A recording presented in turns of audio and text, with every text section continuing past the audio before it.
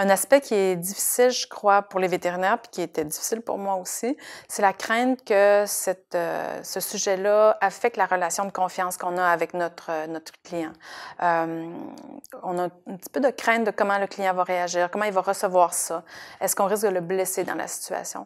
Puis un autre aspect aussi qui nous rend ça un petit peu difficile, c'est le sentiment souvent de responsabilité qu'on a. La responsabilité face à la condition de l'animal, face à notre incapacité parfois de l'aider à améliorer là, sa qualité de vie. Et puis, notre sentiment de responsabilité aussi face à l'aspect financier de la question.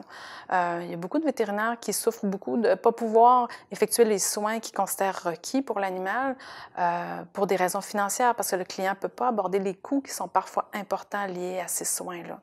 Puis ça peut être vraiment difficile pour le vétérinaire. Moi, ça a été difficile pour moi, ça l'est encore parfois dans ma pratique. Il y a un aspect aussi, si on n'est pas à l'aise dans la clinique dans laquelle on travaille avec ce sujet-là, si la culture de la pratique où on travaille n'est pas semblable, ne correspond pas à nos valeurs.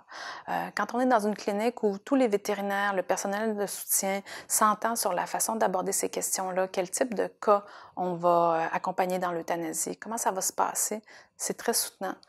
Si, par exemple, il y a des grandes disparités sur les valeurs, la façon d'aborder le sujet, ça peut être beaucoup plus difficilement vécu là, par le vétérinaire.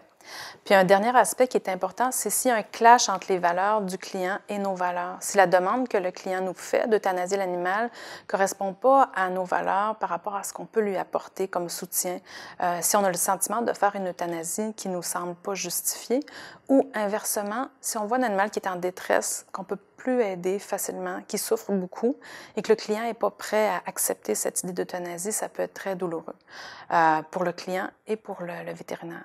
Donc ça, c'est un aspect qui peut nous rendre la situation plus difficile au moment d'aborder l'euthanasie.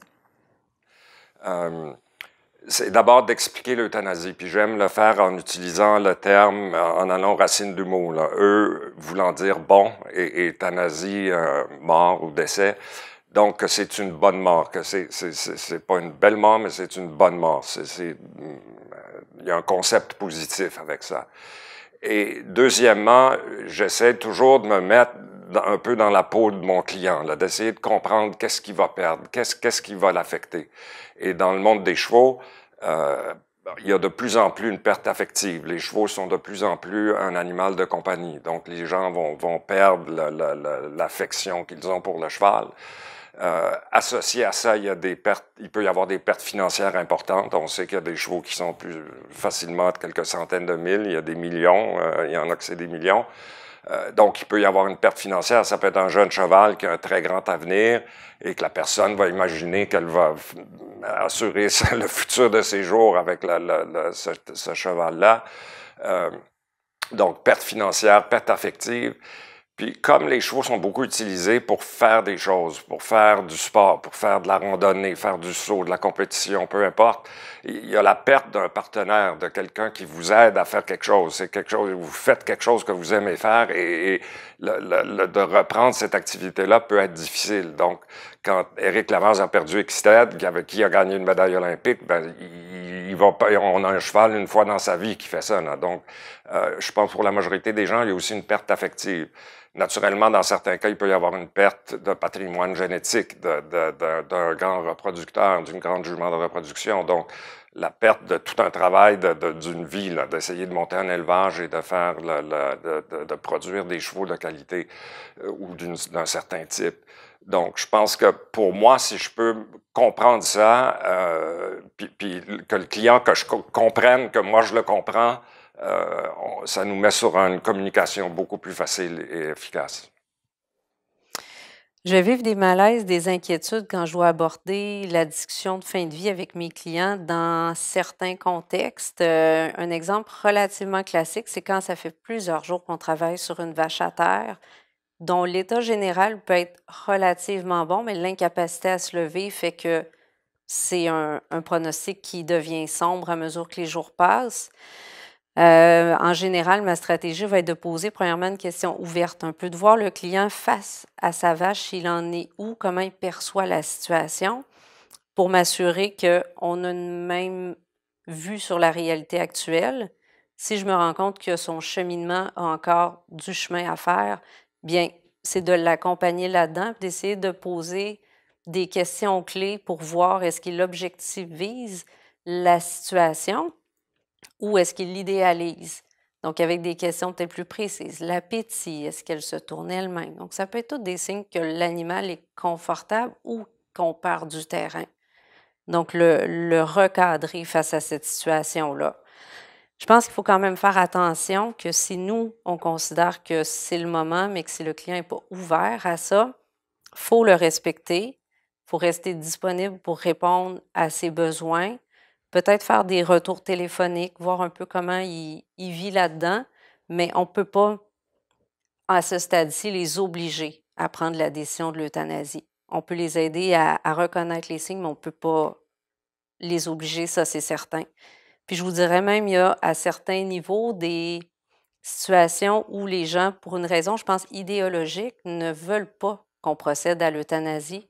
C'est un peu contre nature pour eux, puis ils considèrent que la fin de vie devrait arriver naturellement, puis qu'on ne devrait pas intervenir dans ça.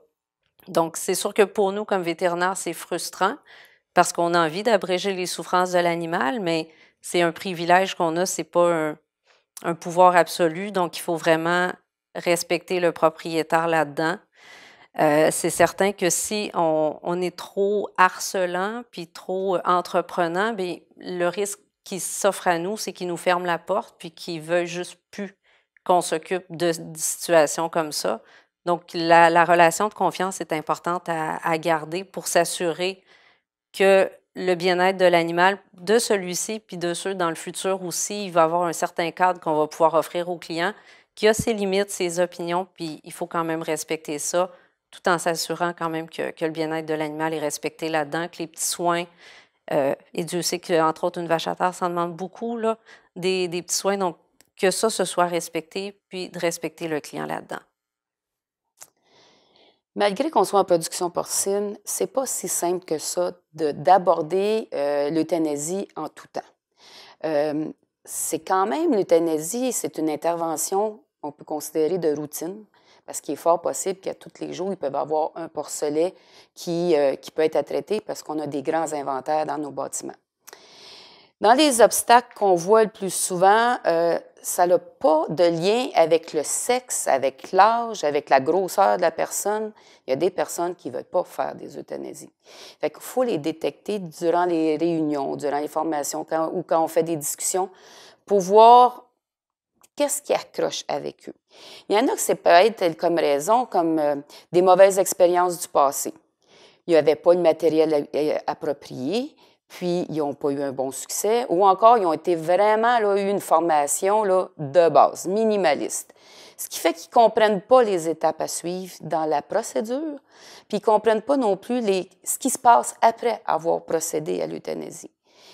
Ce qui fait que là, ils gardent toujours une mauvaise image de ce qui se passe. Alors, ça fait partie des raisons. Certains autres, les raisons, ça va être tout simplement, c'est une attache sentimentale. Ça fait longtemps qu'ils travaillent, mettons, avec un Vera, puis ça fait partie de l'équipe. Il y en a d'autres, c'est que ça peut être une attache financière quand on arrive et qu'on en a plusieurs. Fait que tout ça, c'est à prendre en considération pour les raisons qu'il peut y avoir un obstacle à le faire.